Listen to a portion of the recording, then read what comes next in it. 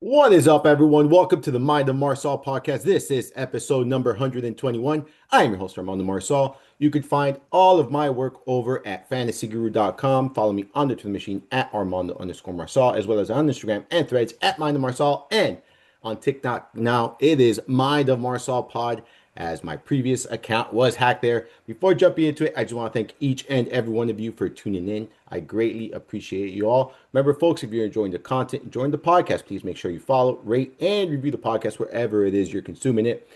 Remember also, my now all this content can be found on YouTube. We do get these podcasts live on video as well, so make sure you're following it at Mind of Marsal. And any questions, concerns, topics, anything you want me to discuss, email that to mindofmarsal@gmail.com, and I'll make sure to discuss it on the podcast.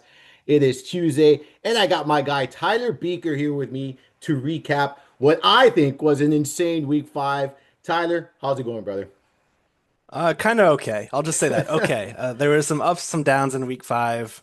When a week like week five unfolds where the chalk hits, I generally do not do very well in DFS tournaments as a somewhat contrarian player. I'm only playing usually one to three lineups, so I don't have that many bullets in the chamber. It's just one of those weeks where we're moving on to Cincinnati. We're on to week six.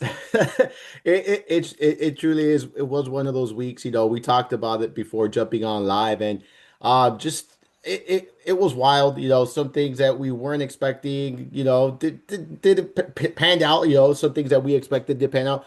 I think there was a lot of upsets, and I think that's a big reason as to why there was so much volatility this week. If you look at, I believe there was like five underdogs or five. Yeah, I think it was five underdogs were losing by double digits, and they still managed to win their games. So it was that kind of week. A lot of survivor pools went to shit this week.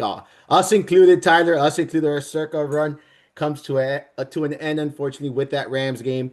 But let's dive into Thursday night. So you and I are going to recap the week. We're going to give some takeaways. We're going to go over some of the injuries and then how this could impact things moving forward. We'll give away some waiver wire pickups. You have the waiver wire column there at fantasyguru.com. I strongly recommend everyone checking that out. It's an in-depth piece that Tyler puts each and every week. It gives you fab suggestions. It gives you ownership percentages for some of these leagues. So strongly recommend reading that there. So Tyler, I know you were watching the Thursday night. I'm sorry, the Monday night game last night. And we were texting, and it was quite the game there.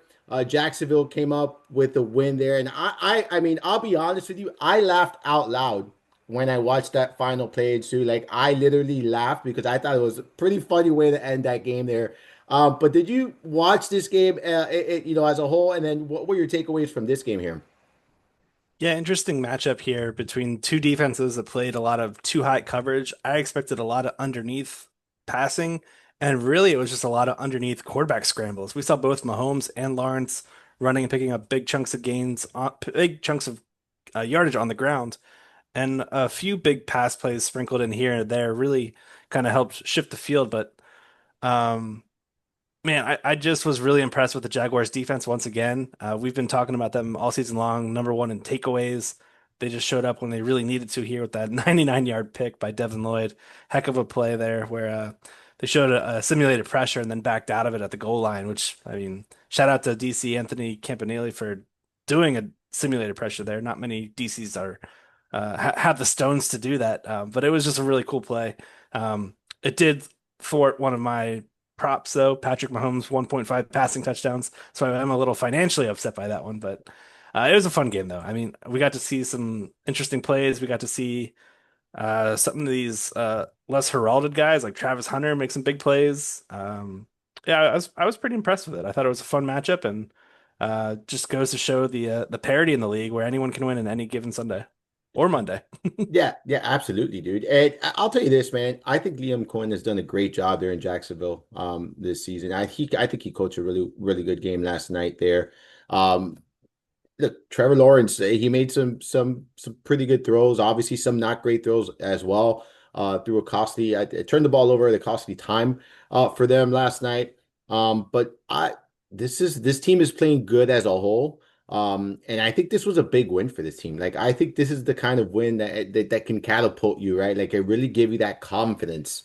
And what they're 4-1 now. I think very, very good start to the season. Like, in a division where, you have the Colts, very good team. Like you have the Texans that are starting to show some signs of life in recent weeks. Like division's an interesting one here, but Jacksonville's looking really, really good here. And I think yesterday's win was very, very impressive there. So, um, I, are you comfortable now with like Trevor Lawrence as a QB2 in a super flex league? Like, or do you still think there's going to be volatility on a week-to-week basis? I know he got a couple of rushing touchdowns. That's an element of his game that, really no one talks about enough, in my opinion. I don't think double-digit touchdowns every week, or yeah, I don't think two touchdowns multiple touchdowns every week is going to occur here. But I definitely see that, he has that rushing upside and he's showing it now. So where are you at with him, moving forward? Yeah, he's always been a matchup driven quarterback too in my eyes. The rushing element here, this was a breakout game, and it was really matchup driven where the Chiefs just they blitz a lot and they play a lot of too high. So they weren't able to really get home with those blitzes, and it was creating some paths for Lawrence to take off. He's actually rushing less this year than he was last year, so I think this was really just more of an outlier performance, just given the scheme that they faced here in against Steve Spagnuolo. But um, overall, I just think he's kind of still in that same bucket. We haven't really seen much growth. It's been a largely flat performance the first 4 weeks, and then on a national stage, he showed up when he needed to. So at least kudos to him for the big performance when the lights were brightest. And it was his birthday, so happy birthday to T-Law. There you go. For those birthday narrative people, hopefully you will Yeah. play him in the showdown DFS slate last night. Um, Before we jump into any of the week 5 and injuries and stuff like that, before you and I jumped on, like not much before this, Joe Flacco is now with the Cincinnati Bengals. I don't know what this means for the Bengals if they're gonna make a move at quarterback immediately. If this is just more of a depth situation here. What are your takeaways from this move here as Cincinnati now acquires Joe Flacco from the Browns? How do you view this playing out? Do you think he's going to eventually become the starter there in Cincinnati? Do you think this is one of those things where he's backing up? What are your thoughts here? Yeah, there was a tweet shortly after by Adam Schefter where they are trying to get him ready for this week 5 matchup against the Packers, which is arguably one of the toughest defenses to play against. They are coming out of their bye week. It's a home matchup for Green Bay, so they got an extra week to prepare. Now they got to prepare for Flacco, so maybe that week of preparation mostly goes out the wayside, at least as far as the passing game. But the line didn't move at all after this change. It's still minus 14 favoring the Packers. Like this is a massive home favorite here. My thought here is that at least create some stability in the passing game. I mean, Jake Browning has been disastrous behind center. We saw him do well in garbage time against the Lions last week, but they were also down both of their top starting cornerbacks. So maybe there's a chance that we see some life here with Flacco under center. The problem is he faces one of the best pass rushes with one of the best secondaries in another fantastic scheme over there by Jeff Hafley and company in Green Bay. It's not a good matchup at all. So I think we're going to see a tough spot here for him. Brand new team, brand new organization. Then he's got to go on the road to travel for this matchup. So just a lot of moving parts to get him ready for this week 6 matchup. But long term, I think it does really help the value of guys like Jamar Chase and T. Higgins for sure. Um, it's just Browning. Like, I mean, they were down by the Bengals in terms of offensive efficiency and like EPA per play on offense, rushing and passing over these last 4 or 5 weeks. So I just think the change was needed. I'm amazed it was a inter-division trade where we don't usually see those between the Browns and the Bengals, but I'm just at least happy as a guy that has some Jamar Chase bags that we've got some light at the end of the tunnel. Same here, bro. Same here. I saw this and I was very happy as well. I do think it helps there. I think we're gonna now see more seeding games from Jamar Chase. Like we kind of saw a big one this weekend, but like you Oh, mentioned, a lot of that came in garbage time and whatnot. Like that's when this kind of things got moving. Um, but I think you're gonna see more consistency out of Jamar Chase, and maybe not you seeding weeks every week or whatnot. But I think there's just gonna be a little bit more consistency in the passing game. I think this is also good news for T. Higgins. I think this is also good news for Chase Brown. Like I really do think this is going to help out Chase Brown to a certain extent. I think he'll get some opportunities as a pass catcher there out of the backfield as well. So I think this is going to help just the Bengals offense in general. Not necessarily, if they're going to become a winning team by any means, but I definitely think it helps their offense out. And then Joe Flacco knows this division, right? Like so I think that helps out. He's played against the defenses. He's familiar with some of these defenses. So like I think it's very helpful here for Joe Flacco to be, within that same division here. We had a couple injuries. Not a ton, but we had a big one here. I think it's a short term, right? It's not a season ending, but it is a short term one, but it's going to be very impactful. Omarion Hampton dealing with an ankle injury. It's set to set. He's in IR or being placed in IR there. You and I talked a little bit about this because I asked you if you have a strong lean or a strong preference between Hassan Haskins and Kamani Vidal here, and I couldn't agree more with you where you stand in it. But without Hampton here, I really don't trust any of these running backs, Tyler. I know you kind of feel the same, but give me your thoughts here about the injury, what this means now for this offense, and then if you're going out of your way to add any of these guys off waivers this week. Sure, yeah, the ankle injury for Hampton's not fantastic. It's looking like an IR stint, so we're looking at 4 games out.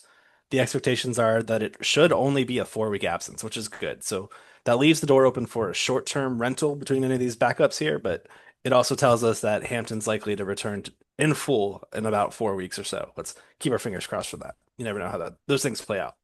But yeah, it's going to be a shared workload between Hassan Haskins, Kamani Vidal. We've seen Haskins operate as the RB2 behind Hampton, but Hampton was just seeing so much work ever since the Najee Harris split that it made Harris basically irrelevant. Um, I will add that there's a chance they add somebody in free agency, like Gus Edwards. He's out there as a free agent, some familiarity with the team last year. Unsure if that's a possible signing. Maybe we had another veteran moves over here. Can't think of why Alvin Kamara would want to hang out in New Orleans anymore on a team that's just trying to tank for 2026. Then you also have the element that this Chargers team is among the league's pass heaviest offenses to start the year. They are top three in pass rate over expectation, and good for them. They're leaning on the strength of this team, Justin Herbert's arm. So a shift more to the pass and away from the run kind of makes sense to me as well. But you can't go fully a 100% knob on the pass dial. You got to throw in some runs there. So I think Haskins is the guy that if you want to target.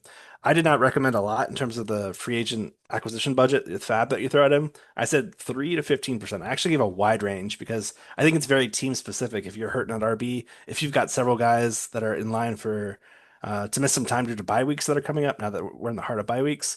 Maybe Haskins makes more of a priority play, and then Vidal is probably more of just the deeper league or deeper bench type of asset to pick up. We saw it with Kamani last year; it just really didn't work out. So I think Haskins is the guy in the driver's seat.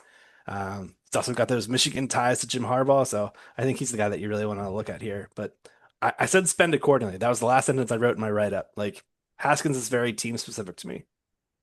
Yeah, I couldn't agree more. The reason why I prefer Vidal is because I think you can get them cheaper. So I rather just get the cheaper back of the two. I saw them utilize him in the red zone last week, for some portions of that game there. So, but this is my concern here. You mentioned, how heavy the Chargers are passing. The offensive line's in shambles right now. They're missing key pieces. Trey Pipkins got hurt last week. Becton, injured as well.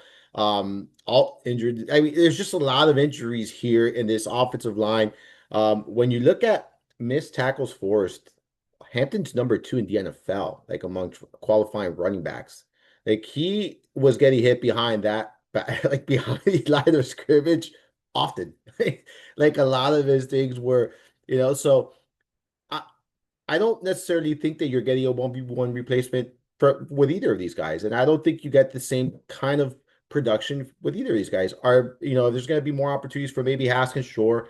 But is any of these running backs a running back I'm going to trust in my starting lineup? No, this is out of complete necessity. I think that the fact that you put such a wide range, I think it's smart because it's true. Like if I don't really need a running back, I'll throw 3-4% just to see if I can get them at a very cheap cost, sure, but probably not going to get them at that much, right? So, Mhm. but yeah, I agree. It's not a backfield I'm all in on or trying to get. To right now, it's like you said, it's a short-term thing too. So, no major interest there between these running backs. Darius Slayton dealing with that hamstring injury. I mean, to add insult to injury there to this New York team after they lose Malik Neighbors, it's just like you feel for Jackson Dart, right? Like I feel for him. Yeah. Like he threw a couple of interceptions. One of them really wasn't on him. One of them was on the receiver's Collins, I believe his name is. Um, it was on him. So, but Darius Slayton, obviously they lose another piece here. Antonio Gibson. out for the season there. I think that's important, not because Gibson was a big fantasy asset for many people, but because of what that opens up here in this backfield. Stevenson dealing with those fumble issues, fumbled again, but still scored 2 touchdowns. Do you think it's Travion Henderson, it's only a matter of time before they get him going? Or do you think if they haven't really gotten him going by now, that they're kind of hesitant to get him going? I don't know. I don't think Ramondre Stevenson hasn't fumbled quite enough yet. I'm saying that tongue in cheek here because he's got 10 fumbles over his last 19 games. That's not great. That's not great. You don't want to fumble every other game. You could see it in Gibson's face. He knew his season was over. They zoomed in on him as he was getting carted off, and like his eyes were swelling up with tears. Feel bad for the dude. He's always been one of my favorites to root for. But Henderson, I am hoping. I just don't see Vrabel moving away into that role quite yet. There's obviously something that he's got to prove to this coaching staff for him to become that top guy. To see how this whole thing played out on Sunday Night Football was just frustrating to the nth degree that they did not give Henderson more work and more opportunities. So they've really got a lot of faith in either what Ramondre can do in to close out a game, or they just don't have a lot of faith in what Henderson offers at this time. So I think this is going to be a moving thing throughout the year. It's kind of something we talked about entering the year. I mean, we all were drafting Henderson. I think he got as high as around 4 or 5 in some leagues with the expectation that he would be a back half of the year starter. And that's kind of played out so far, where it's been the running back by committee. We're starting to see a bit more work. One less dog in the house now got with Gibson out for the year. Does clear up some paths for opportunities and touches, but I just still think this is a guy that the coaching staff is like in wait and see mode, kind of, which is really unfortunate for us for fantasy because we see it. We all see it. The explosiveness is evident. The pass catching work is evident. They said they wanted to put him now on kickoffs more. Like, come on, that's not the path we're looking for here, Vrabel. We want to see him playing a lot of offense as a running back. So hopefully we get to see that sooner than later. But I'm still of the thought and belief that it's not going to be imminent. No, I said this morning on Ray's show with him, and I said if he gets up to that 40% snap share, kind of that area, that work, that I'll be happy with that. Like I feel like that would be okay. Like, you know, um, but I still think they're gonna lean on Stevenson. I I don't understand. But like you said, there's something there that we don't know, right? Something that he needs to prove, whether it's he's not understanding all the plays, pass block. I don't know. I can't pinpoint it. I'm watching these games and I can't pinpoint it. Um, but I do think by season's end he will be that guy though. I do believe that. And I would be treating him as such. Like if you can go out there and get him, sure, I'm still buying, but understand that you're buying for the long term, not the immediate future when it comes to Henderson here. Xavier Worthy, it looks like he re-aggravated his little ankle injury there, but play through it. Do you think that's going to be an issue moving forward, or do you think that's one of those situations where you're going to keep a close eye on this week? It's the dice roll you make when you invest in a 170-pound wide receiver. They're gonna get nicked up and re-aggravate some injuries. I don't really think it's gonna impact his on-field performance too much, but I kind of just remain optimistic as a guy that has a lot of worthy on my fantasy squads. But this is what you get. You get what there's like a lot of volatility here. So I'll just say the report sounded optimistic in terms of it not being anything severe. So we'll see it week by week. Yeah, I agree with that. Like it's one of those situations you have to just monitor closely there. Tyler, let's talk about some of the takeaways from this week. Like we mentioned, it was a wild week. It began with, the Rams losing to the 49ers. And then there were just a bunch of other games where you just left you scratching your head, I think. And it's just one of those weird weeks of football. We saw the Cleveland go with Dylan Gabriel this week, and then look, they I think felt good enough about Dylan Gabriel that they made a trade like today. So, what were your thoughts on his first start? Judkins had an amazing game. Like he played lights out. I'll be honest with you. I was not as aggressive on Judkins as some of the other people were, and I'm like, this guy's really fucking good. That was a tough matchup, and he play lights out. But what were your takeaways there from the Browns without Joe Flacco this week and with Dylan Gabriel? Is it better, worse, same? That's different.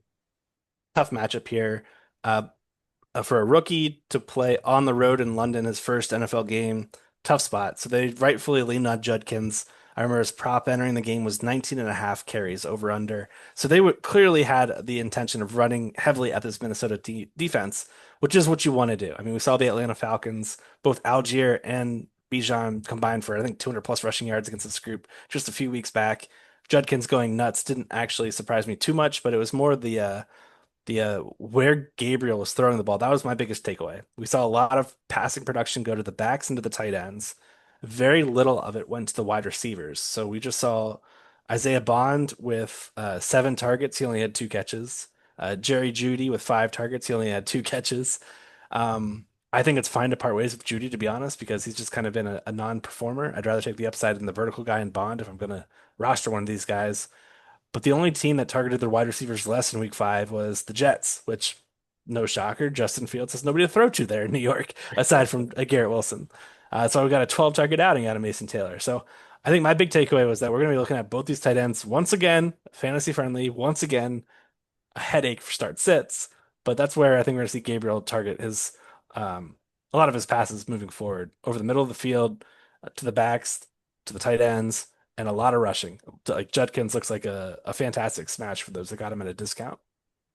Yeah, I agree 100%. I think that you got a steal with Judkins here for those who were taking shots on him and took that risk. And then as far as Njoku's concerned, so I agree. I feel like he's gonna continue to because he's had a pretty solidified role. It's been inconsistent, but he's had a pretty solidified role. He's had 14, 12, 23. Then yeah, week 4 we had a 9% target share. Last week, 28% target share. I think he's going to hover in that 20 to 25% pretty consistently moving forward with Gabriel under center. I don't expect 60 plus yards and a touchdown every week, but I do expect a pretty decent PPR floor of, 10 to 12 fantasy points. I think is a very reasonable, expectations for him in PPR formats. And that's kind of where I'm classifying him moving forward. But yeah, I agree, man. The receivers, I was really not in on these receivers going into the season. And there's going to be probably some peak weeks, but it's going to be a guessing game here, I think, in Cleveland moving forward with these receivers. So, um, I'm out. I'm completely out on them. Um, let's talk about Miami. First week without Tyreek Hill. I think a lot of people expected Malik Washington to carve out a more solidified role. And they he played about the same amount of snaps. I think he played 58% of the snaps, 56% the first four weeks of the season. So kind of right there. The positive side was he had 5 targets, which matched his season high. He had 5 targets in week 1. That would be the bright side, but he had 4 receptions for 0 fucking yards. I thought that was pretty crazy. Um, look, do you think that that's the role he's going to carve out moving forward, or do you think that there will be some changes in the upcoming weeks? Yeah, he's not going to make the field whenever they're in one wide receiver or two wide receiver sets. So it's always going to limit his playing time. And then you have to think of this being a Mike McDaniel offense that comes from the Shanahan tree where they prioritize blocking with their wide receivers. That's why Nick Westbrook-Ikine was out there on like a full complement of routes and snaps. He just wasn't getting targeted at all. This dude was just out there purely blocking, pulling on his old 2023 version of Juwan Jennings, where he was just out there blocking, not catching targets. Um, I, Malik Washington to me is a very fun, fascinating player. His final year in college, a lot of missed tackles forced, a lot of yards after catch. And that's what they're clearly trying to do here with Malik in terms of getting him schemed looks and schemed opportunities and just getting the ball in his hands, seeing what he can do afterward. Couldn't do much here. He had an 8 yard gain, Vez is long, but he also ended up the game with 0 yards. So you see a lot of these targets going to be close to the line of scrimmage and or behind the line of scrimmage where he's got to get lucky there. I just see this guy as a weak flex where I'd rather probably just play him in DFS spots where I think we've got a potential shootout on our hands. Um, my big takeaway here was Darren Waller was not a week 4 fluke. He was a week 5 success story here, going 5 for 5, 78 yards and a score again. I mean, the week 4 national game on Monday Night Football, it was very clear they just had like a red zone package for him. Like one of his plays, I think, was simply just a 1 yard touchdown. Then they got him involved once in the middle of the field and then another red zone touchdown. To see him pick up some big yards here, wow, that came out of nowhere. But it reminds me of why we were kind of excited about tight ends here In terms of like possible trade destinations, like it's not we're just like 5 weeks removed from being very excited about how Jonnu finished his season here in Miami. So we've got a big athletic tight end. He's healthy. He's well rested. So yeah, I think Waller is a an interesting move here going forward. I was floored to see his ownership spike so greatly after that Monday Night Football performance, where right now his ownership in Yahoo leagues is 67%. You can't go out on any waivers in any competitive leagues and go get him. He's not even picked up. I thought a lot of people would just see through that as like fool's gold, but maybe I'm the fool because I thought it, I did not chase Waller whatsoever in any leagues last week. What are your thoughts on Waller and Malik Washington and the rest of this offense? Yeah, I was with you, so I guess we're both fools, right? Like, and I'm still look. I don't expect he's going to score touchdowns like this on every single week. Like, I will say that. Um, he was out there, what I think it was 56% of the snap. But keep in mind, like, so I went back like after Sunday's games and stuff like that, and it kind of on Monday yesterday I was looking at some things. Jonnu Smith played in just 55% of the snaps last year, and he was able to produce in this offense, right? Like, so like this is an offense that just you don't have to be out there 80%, 75, 90%. Like, so yeah, look, this is the way I view Waller. And this is how I'm going to treat him in fantasy leagues. In leagues where I already have a reliable tight end, right? Even if he's underperforming, I think there's a lot of people with Hawkinson, right, where he hasn't lived up to expectation. If I'm in a league with Hawkinson, I'm still not going to go out of my way and go get, Darren Waller. If I have someone that I think is a reliable tight end, now, if I've been streaming the position or if I've just kind of been moving pieces each and every week in and out and things like that, or if I've had three guys that kind of unreliable, then yes, I'm definitely going to go out there and bid heavy on Waller. Um, I think he's going to be able to produce in this offense. They're in need of pass catchers, obviously, with Hill out. I don't think Malik Washington's role is going to increase all that much from what we've seen. I do think that there's going to be weeks where he sees a little bit more opportunities in the air because there are going to be opportunities, there are vacant opportunities with Hill out. But I think it's pretty clear that the Dolphins are going to go with Jalen Waddle, Devon Achane, who was very involved in the passing game. He ran as many routes as Jalen Waddle in this game. And they have Waller, right? So like Washington falls right back to that number four option for them in this offense, kind of where he was before Waller was around. So um, I, I'm not. I'm holding Washington. If you added him last week, he's a hold for me. Just kind of see how things play out this upcoming week.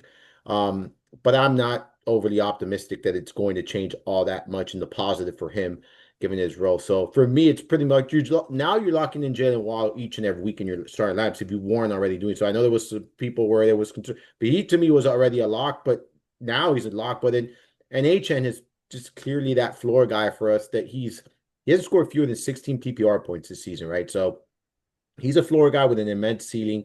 And even when he's not getting done in the running game, his role in the passing game is so significant that he's going to produce quality numbers each and every week here. Like I know he's been, getting touchdowns and that's been very helpful, but um I think his role in the passing game is going to be very, very important moving forward for this passing game. Like I really do see it. So yeah, those are my I'm ready to admit that I think I was wrong on Waller right now. Like after these two games, I'm gonna say here and say I think I may have been wrong on Waller. My saying, nah, let's not go after him after that first game. So, but we'll see. I do think he'll carve out this, rope. But I do expect that he's gonna stay in that 50 to 60% market snapshot, right? Like I don't think that's gonna go much higher than that. Do you?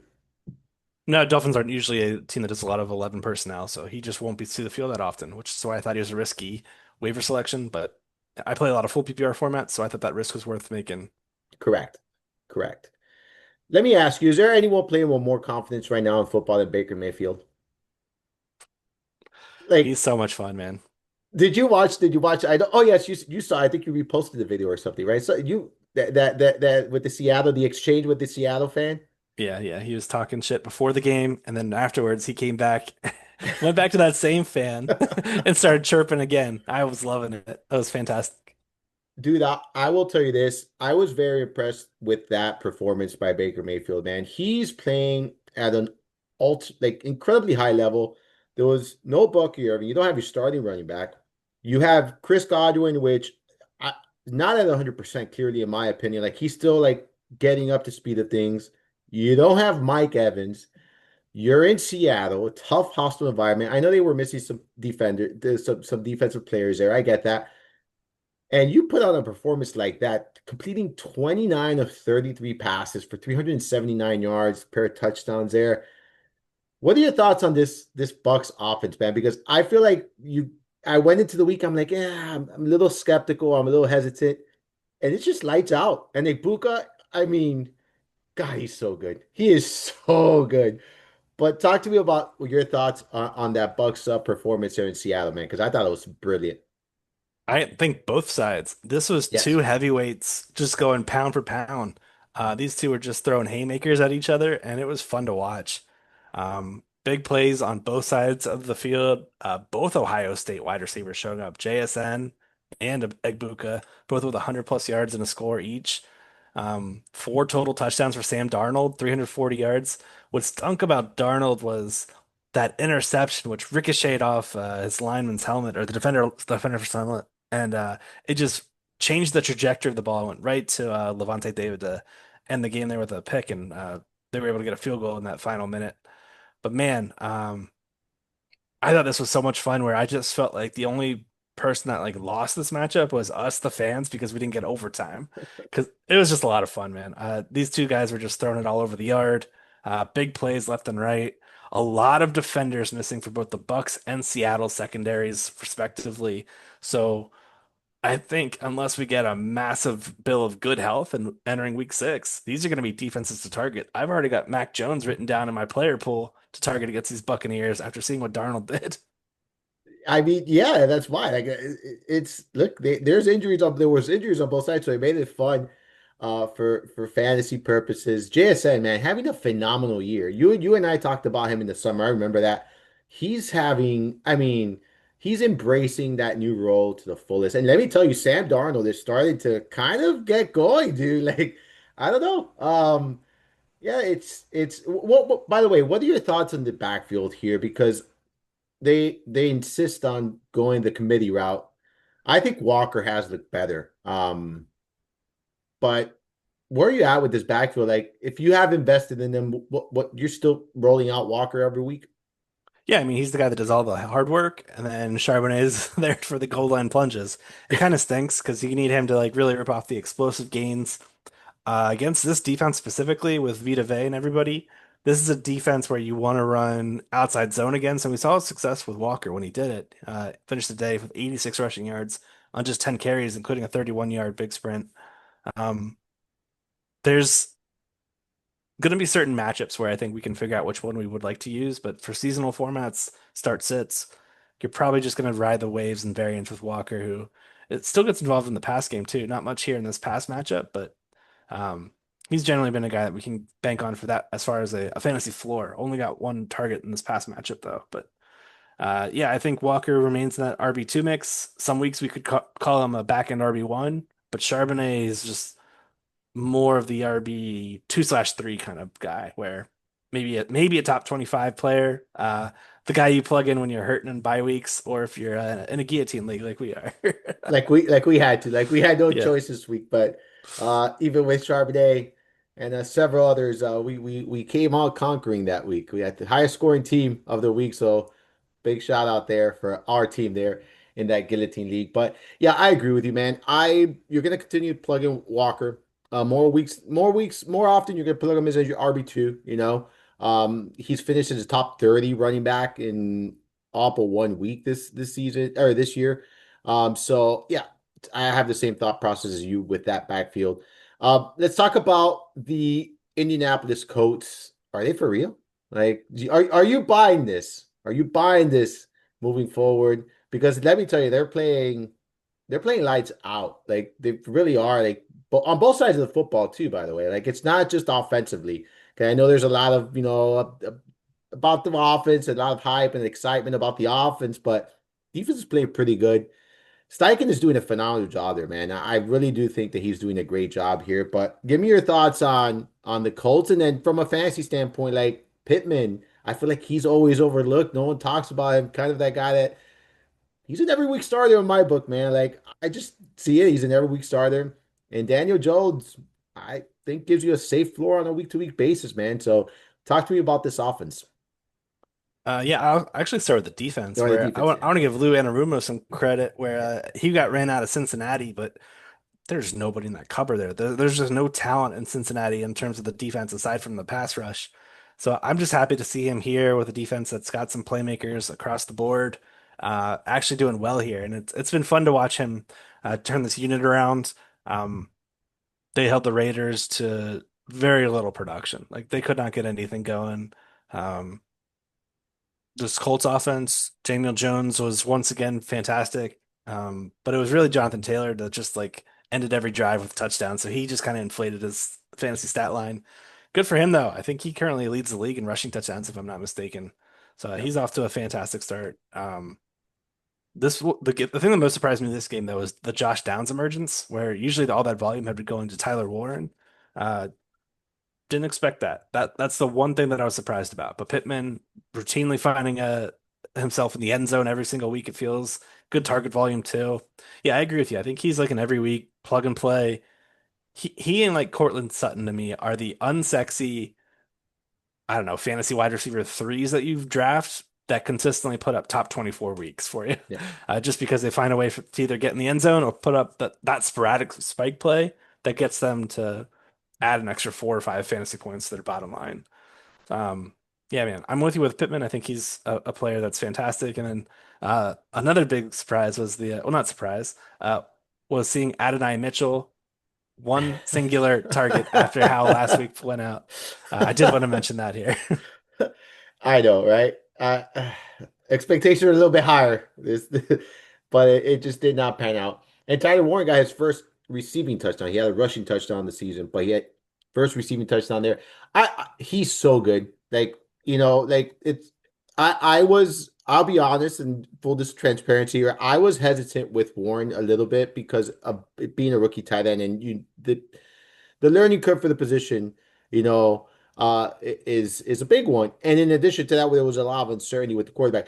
I wish I hadn't been because this guy is great, man. Like this is one of those just you watch him play, he plays so good. It's every aspect, and I really didn't talk about this with Waller, but Waller was very involved as a blocker too. He made some key blocks in that game against Carolina, but you see this with Warren too. Like he made some really good blocks. Like he's just an all-around great tight ender, Tyler Warren. So very impressed with this young man so far, and I think he's just gonna have a stellar season here, Tyler.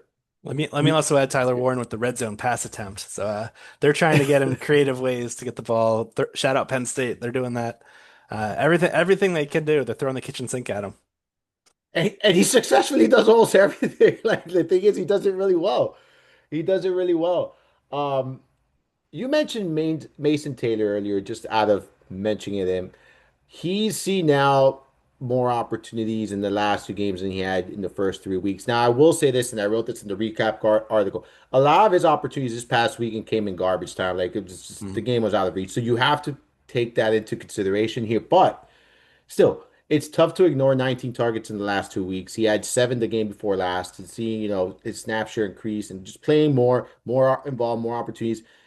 Outside of Garrett Wilson and Brees Hall, they don't have anyone like at all in New York. Like, do you think Taylor's role is going to be solidified moving forward, or do you think he's just going to fall in that same bucket of tight ends where it's like it's going to vary from week to week? There's not going to be consistent usage, and there's going to be big weeks like we saw last week, and then there's going to be just really floor performance, like bad performances here. What do you envision moving forward with Taylor here? Well, we got Justin Fields under center, so expect a lot of volatility in terms of the passing production. All you can do is really chase the volume, and it's just pointing towards Taylor being that number two option here in New York. They clearly do not have another wide receiver that they trust. Entering this matchup, I do a weekly game script article over Fantasy Guru, and I called Brees Hall and Mason Taylor their de facto wide receiver two, where these two are just splitting that opportunity. It does look like Taylor has taken that role though as the number two option. So I'm a bit more confident in going toward him. He's my number one waiver wire add at the tight end position. I will say 5 of his targets last week came in the fourth quarter alone. 8 came in the second half. So you're absolutely right, where it's mostly coming in when the game got out of hand. But There's just few options for this Jets team. They do want to run the ball heavily, so expect that to continue. Um, Man, but I just like Taylor. I think he's a player that's got such little competition for looks where he's just kind of a hold your nose and play it kind of play. Well, and you mentioned like they want to run the football, but how often are going to have positive game scripts for the run game? Like I don't see it happening often. And it's one of those offenses where it's like you know where the production's coming. Like from fantasy, this is gold. I really do think this is a fantasy gold mine here. Like this team sucks, but fantasy wise, you getting production. We saw it this past weekend. Um, so I agree with you, man. Like I think Mason Taylor makes for a very strong ad. He would be my favorite option off waivers this week as well at the tight end position here. Let's on the other side, let's talk Dallas. Javonte Williams went bonkers this weekend. He's just having a Javonte Williams year. Like this is what we were expecting a couple of years ago, right?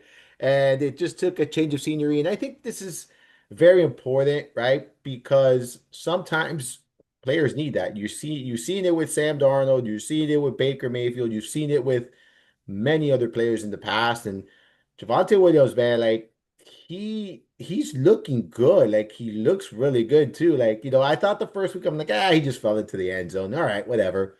Then it continued. Then it continued. He just went off. I will say he couldn't break that long one for a touchdown. He got tackled before, right? So the speed is not there as it was once. But talk to me about him and this offense because I mean they carved up the Jets, but they look pretty good. I didn't actually look at his missed tackles forced for this week. Let me see what that was. Three. So yeah, he's still not forcing a lot of missed tackles. No. Um, you mentioned the juice, still not there. What he is doing is capitalizing. And I mean, 66 yards in that big sprint, without all three of the Tylers on the offensive line.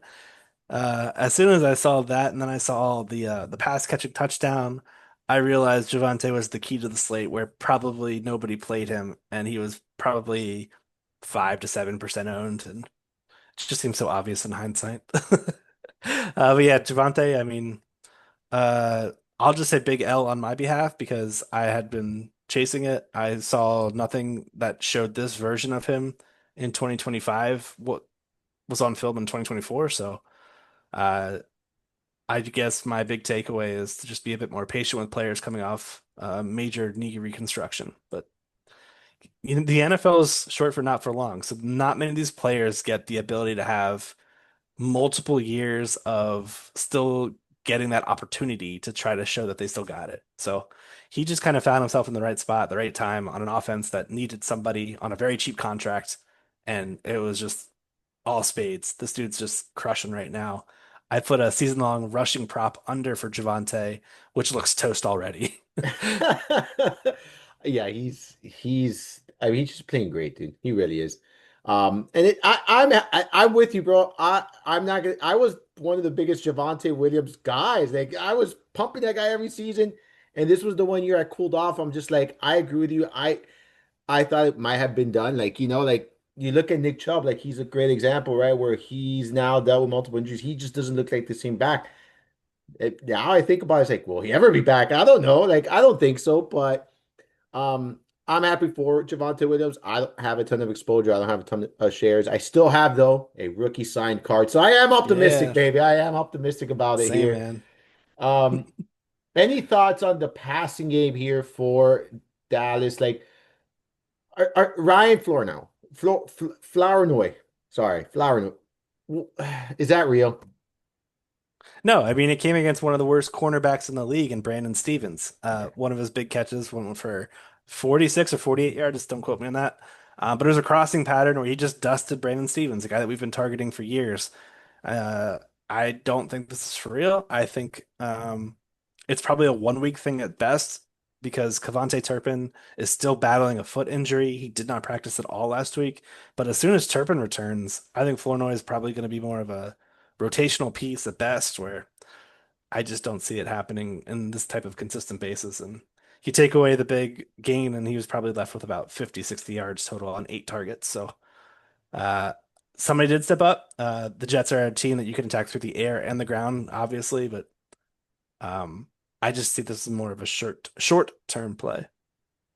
Yeah, I agree with you right there. I didn't even I know you do the arc. I rock and talk some fantasy football and I do some waiver wire quick hits and I didn't even suggest them in the recap article either. I think That's it's fair. just maybe a 1 2 week thing max here. Um, the Baltimore Ravens, Tyler, is their season done? Yes. Yes, Yes. right? Yeah. They've got the week 7 bye, which can't come soon enough. But my God, this whole team is just in the infirmary. The offensive line, the defensive backs, the defensive line, linebackers, you name it. Everybody's beaten up. This outcome that we saw against the Texans, I think, is more likely than not to be a repeat performance year throughout the rest of the season. The good thing is, with the defense so tragically poor and tragically beaten up, we could see some hero ball from Lamar Jackson over the second half of the year. Problem is, we just need him to have an offensive line in front of him. He's got some injuries there. We'll see how that all plays out, but I'm just excited for this team. Week 8. Until then, no. Yeah. It's Yeah, it's not great. And not it's not great. A team that going into the season a lot, including myself, thought contending for a Super Bowl, and the season has derailed completely. A lot due to injuries here. But on the other side of that game, Houston, they played well. They took advantage of their, obviously the injuries there. Baltimore, the offense has been clicking a little bit more in the last couple of weeks. Do you think that that's here to stay, Tyler, or do you think it's been matchup based as far as what we've seen from Houston? And there's still some, I still think there's some deficiencies there, but they have looked a little bit better. I mean, when you look at the defenses they played the Titans, and then they played the practice squad Ravens. So I'm taking that with a grain of salt. I honestly don't think that they're anywhere where they want to be. That offensive line to me is still a massive, massive red flag. Um, and then we'll see some tough matchups here against Seattle, depending on if they get their guys back. I don't. If they get back Julian Love and Devin Weatherspoon, I think Stroud comes crashing back down to earth in week 6, which I hate to say because I like rooting for the guy, but the offensive line is just super tough, and Seattle's defense is far better than what they were on display against the Bucks last week, despite what the box score may say. Let's talk Jacory Croskey-Merritt, Bill, Bill, who came through for us, baby, in the big way in our Guillotine League as well. He got his first start of the season, capitalized on that first start. Um, just dominated. He rushed for 111 yards, a pair of touchdowns, and he also had 2 receptions for 39 yards. So, look, he had 16 touches in this game. I think that's here to stay. He is clearly, in my opinion, the best running back in Washington. Like Chris Rodriguez, one-dimensional, north and south. That's about it. That's all you're getting from him. McNichols, I think it's more of a pass catcher than anything else. I think Bill is that guy that can give you a little bit of everything. Do I expect him to overtake 75 to 80% of the snap share here? Probably not. But I think he's going to be hovering in that 60 to 65 range pretty consistently here. Do you think that this is the start of something new in Washington for this backfield, or do you think they'll go back to whatever committee they were rolling with before? yeah, so just in case anyone isn't familiar with this matchup, the Commanders had a really big day on the ground here, but it was still a committee. Bill had a 47% snap share. We saw Rodriguez with 25%, McNichols with 25%. So they're still kind of going 3 ways in terms of that. But Bill had 70% of the rush attempts, 70% of the overall touches. That's what we like to see. So the snaps, I think, are still going to be there to stay in terms of a rotation, but I like what I've seen from Bill. It was a good matchup here against a Chargers defense that lost some guys in the front seven. Um, I don't know if that's here to stay or not in terms of the big explosive plays, but just seeing the 70% touch mark is encouraging for his future usage. And he had been a guy that I would solely ever consider a flex play. I'm probably still in that bucket, but I feel a bit more comfortable as bye weeks start going through. If I'm in a pinch to put him at RB2, I think we'd be okay with that. I'm curious Yeah, to see who he plays this upcoming matchup. Let me just check that real quick. The Bears. the Yeah, great Bears. matchup That's a here for it to great match. continue. It's a really good matchup there. Yeah, I think it's going to be wheels up for him again this week. If you ask me, I think that is a very good matchup for him. But yeah, I guess what you said is very accurate. Like, right, like I think if he's getting that 60 to 70% of the opportunities, I think that's very feasible moving forward. Even if he's playing 50, 45% of the snaps, I do think he's going to dominate the opportunities in this backfield here. One last thing for me here is Stephon Diggs. Hell After yeah. a slow start, baby, he is here. Look, I think there's a couple things that I said this with Ray this morning that we tend to sometimes overlook, right? And it's number one, he was recovering from an injury. Number two, learning a new system, learning a new offense, learning a new scheme. Number three, working with a new quarterback, right? Like all of these things take some time. He's looking healthier. Am I expecting 100 plus receiving yards each and every week? No, but over 40% target share the last 2 weeks.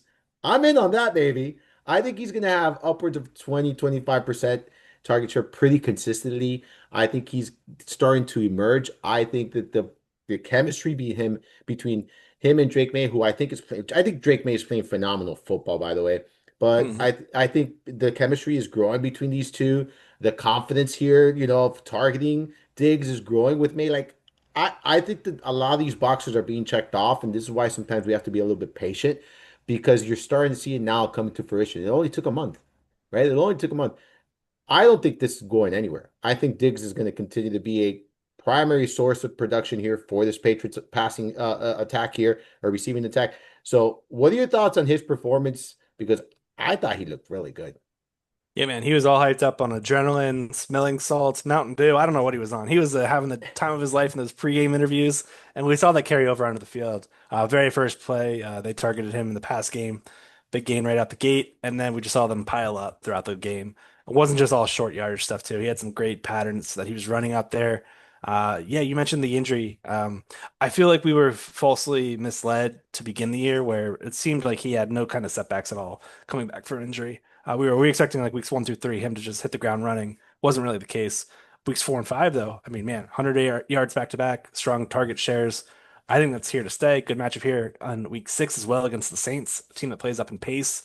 Um, I think the gravy train just keeps rolling another week. Diggs is a guy that I'm very glad that we as a group at Fantasy Guru are very, very high on entering the season because it may have been a slow burn to start the year, but we are fully on fire right now. Yeah, yeah, I agree with you 100% here, Tyler. Any other takeaways from you from this week that we haven't discussed? Anything else that stood out to you? Anything? Uh, the fumbles for Kyron Williams need to stop. Christ, man, the so costly, cost him the game, cost us our survivor pick. You can't fumble at the 1 yard line. You just can't. To see Mac Jones come in here with a bunch of practice squad wide receivers and beat the Rams, big yikes. Also, big thumbs up for Mac Jones. I mean, I think that's my probably bigger takeaway is this dude was hobbling around there on what was clearly a calf injury or something. He was chomping down bananas every Rams drive when they were on offense. He was looking great though. I think I did put Mac Jones as my number one quarterback to add this week because the Bucks are just littered with injuries in the secondary. I think he has a good chance to possibly get one or two guys back from injury, the wide receiver specifically. We're still looking at another week for George Kittle, I think. But if he can they're coming from a Thursday game, so 10 extra days of rest as they enter this upcoming matchup. I think Mac Jones is a great streamer. He's a great DFS option, a cheap salary. That's where I'm looking right now. But yeah, that wasn't the other game I wanted to mention. It was just this Thursday night game where the Rams looked good to start the game, but man, they just choked it away. Yeah, yeah, it was the way that transpired. I thought we had a chance, and I didn't think we had a chance. And I thought we had a chance, and it was needless to say, it was a roller coaster of emotions on Thursday night. That's without question there. And then they could have tied it. They decided not. So much, so much, so Missed much to kicks, missed extra points. so much to unpack from Thursday night, Tyler. So much. I'm still not fully recovered, if we're being honest, from that game. One last thing, kudos to you. You said it. Michael Carter. You were the one that pointed out. Look, Michael Carter announced he's going to start. Like he dominated the touches in Arizona there. I'm sure he's going to highlight now when we discuss the waiver wires, who you're targeting here in waiver wires. But I'm sure he's going to highlight that there. Um, Tyler, you write the article, so I'm going to give you here the red carpet and talk to me about waivers at quarterback position. You just mentioned Mac Jones, your priority. I like that call a lot. Um, I think that he's look, man, something we've seen with Kyle Shanahan, right? Like he figures it out. He gets a quarterback, he figures it out. We saw Joshua Dobbs did it. He worked with Joshua Dobbs. Like he's been able to figure it out. The only one he could have figured it out was with Trey Lance. Um, but outside of Mac Jones, anyone else highlighting your quarterback column this week? Let me just start waivers in general this week. We've only got two teams on bye, the Houston Texans, Minnesota Vikings. I don't think this is a week where we need to go crazy with our fab. In fact, I think it's a week for you to really not spend any fab unless you need to fine tune your roster. Maybe at tight end, maybe need to clean up something, or maybe grab one of your favorite running backs or receivers. But this is not a week where you want to unload the fab clip on anything. Just spend lightly, save your money for another week. With only two teams on bye as well, and one of them being the Minnesota Vikings, nobody in a single quarterback league was starting Carson Wentz. We don't really need to worry about that. Even CJ Stroud really wasn't used in single quarterback formats. So I don't think you even really need to go the quarterback route here unless you're looking for some super flex options. But Mac Jones, definitely the top of my list here. I think Jackson Dart's super appealing too as kind of a long-term play. He's just under our 40% mark owned on Yahoo leagues. Problem is, no Malik Neighbors. Darius Slayton exiting with a hamstring injury now in a short week playing on Thursday Night Football.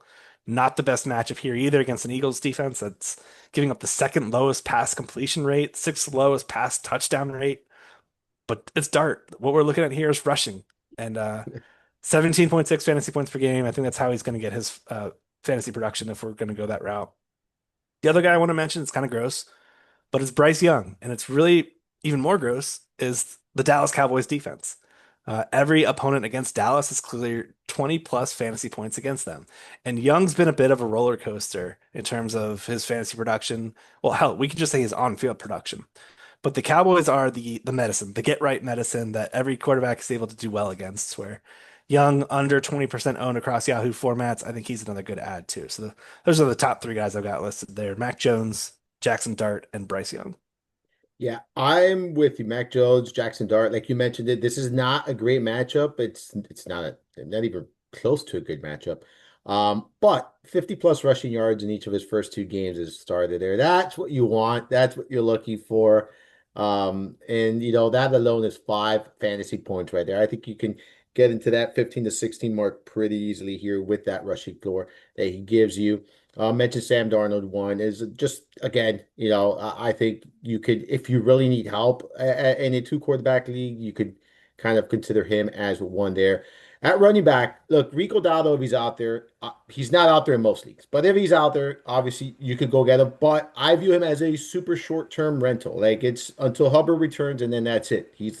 Even if he makes a case for a larger role, it's not going to be a role where you can rely on him each and every week, right? So for me, only if he's out there, you're in a bind and you need someone this week. That's the only reason. And that you have to wait for the Hubbard news too, right? Like you have to, because he hasn't been officially ruled out for week 6, right? So it's one of those things where if he misses, it is a great matchup against the Dallas Cowboys for this backfield. So keep that in mind there.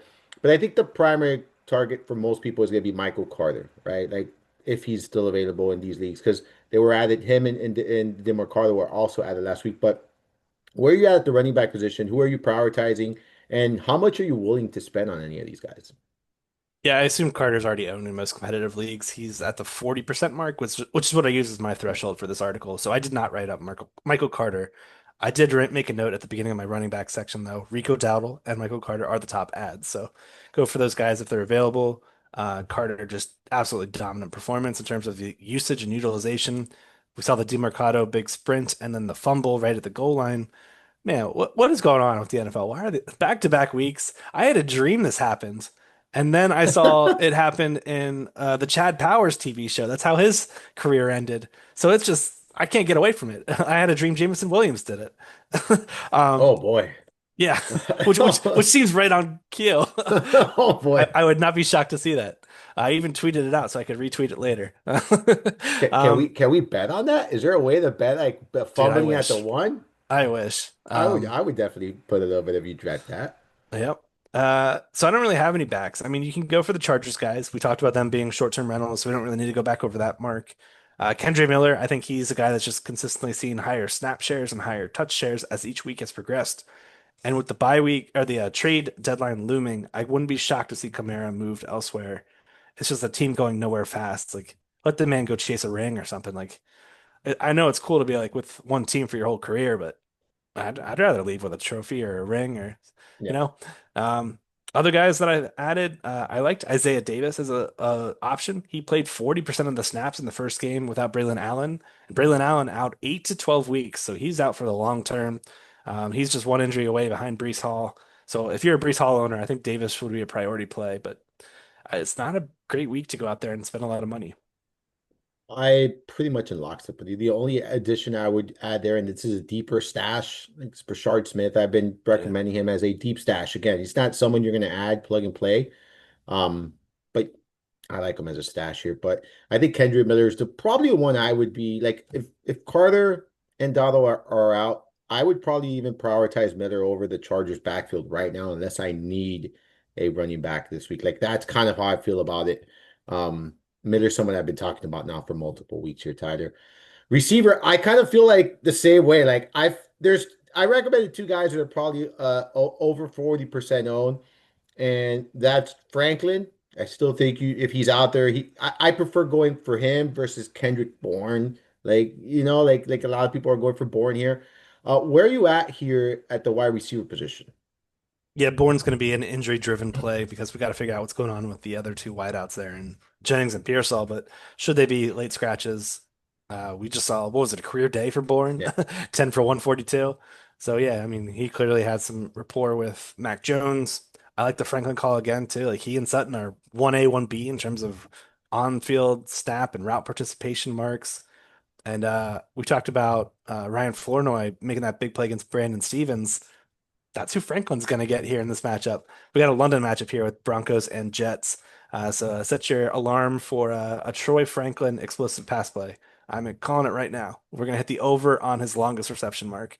Let's make that a bet here, leaving the show. Let's do And then it. any other guys, Jalen Coker, I think he's kind of interesting too. I mean, we've got the Dallas Cowboys coming up, and we've got the fact that Xavier Legette's a bust. Hunter Renfrow is now splitting time with Bryson Tremaine. Jatavian Sanders is banged up. Tommy Tremble's coming off a one catch outing.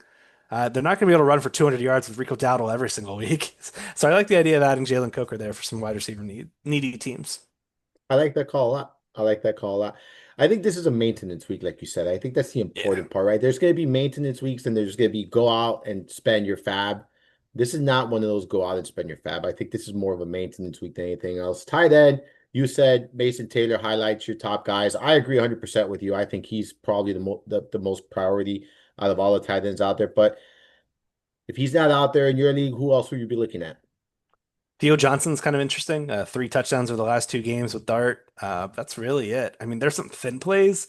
You can try to chase Jake Tongas from the 49ers, but I think that could be a 1 week thing with Kittle maybe coming back in week 7. AJ Barner's coming off a two touchdown outing. That's also kind of thin in my eyes, but maybe you go that route.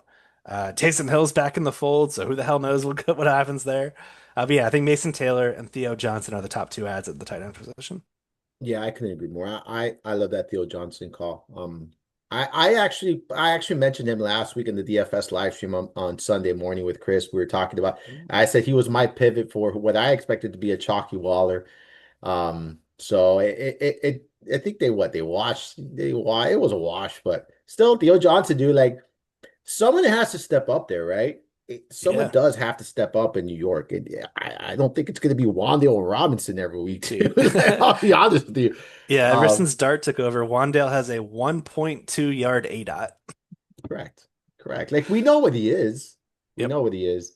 Tyler, I greatly appreciate you hopping out with me, dude. Always enjoy talking football. You and I are actually going to be doing this again tonight on the Tuesday night roster coach live stream. So we'll be there.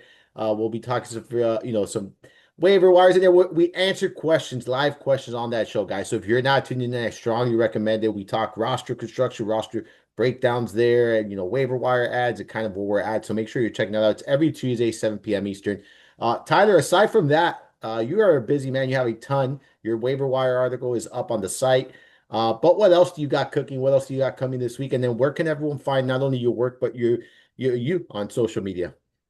Sure, you guys can follow me over on Twitter at Tyler Beaker. It's just my name spelled out.